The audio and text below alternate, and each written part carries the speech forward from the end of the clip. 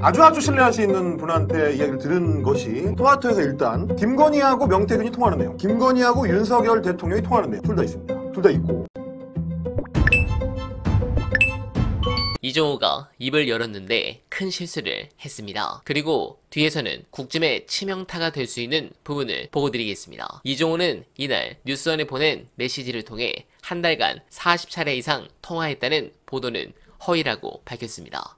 앞서 JTBC는 두 사람이 주가조작 사건 고발인인 황희석 전 법무부 인권국장의 소환 일정이 알려진 9월 23일부터 당시 검찰총장이던 윤석열의 도이치 사건 수사지휘권이 박탈된 다음 날인 10월 20일까지 40차례 통화 등으로 연락했다고 보도했습니다. 이종호는 당시 사건 고발 직후 모르는 번호로 전화가 와서 받지 않자 권오수 회장이 김건희 대표 측 전화니까 받아보라고 한 것은 사실이라면서도 전화를 받자 김건희입니다는 보도는 허위로 통화 당사자는 코바나 컨텐츠 직원이었다고 했습니다. 그러면서 해당 언론이 통신 기록을 확보했다고 하니 실제 통화 연결 건수, 통화 지속 시간 등 세부 정보를 투명하게 공개하길 바란다고 요구했습니다. 네, 이렇게 된다면 JTBC는 사주 눈치 안 보고 다른 자료를 오픈할 텐데 감당할 수 있겠습니까? 그리고 당시 이성윤 중앙지검장 시절인데 건희 폰으로 전화를 했겠습니까? 당연히 모르는 번호로 했겠죠. 그리고 코바나 직원이 왜 주가조작범한테 먼저 전화를 했을까요? 그리고 이 보도의 핵심은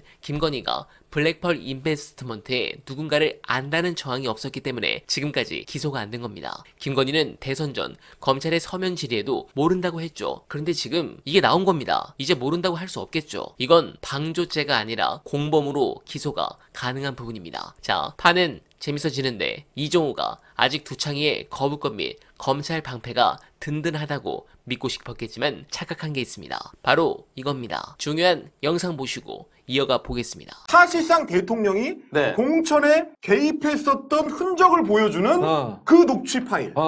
그래서 거기 인용될 때는 스피커폰을 틀어서 들려줬으니까. 그래서 그냥 증언으로만, 전원 정도로만 들어간 거라고 생각하는 사람이 많은데 이건 이제 취재를 해본 사람은 압니다.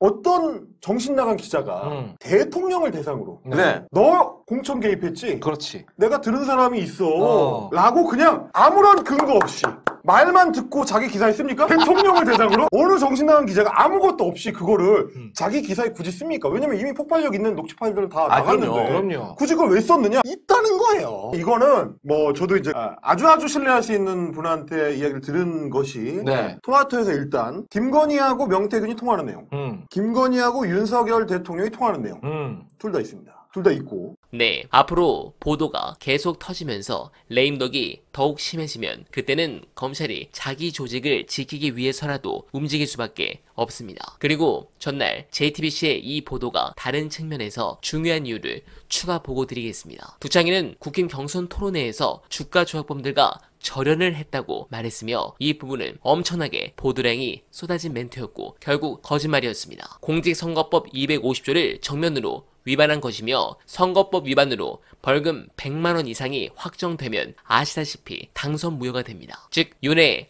허위 해명 의혹은 유죄로 인정되면 사실상 당선 무효에 해당할 가능성이 크다는 얘기입니다. 그게 끝이 아니라 대선에서 당선 무효는 정당이 선거 보존 비용을 반납해야 합니다. 즉 파산에 가까운 길로 보낼 수 있다는 겁니다. 이 부분은 주의 깊게 파악해서 다시 보고 드릴 것을 약속드리며 어날바는 오늘도 최선을 다하겠습니다. 여러분 고맙습니다.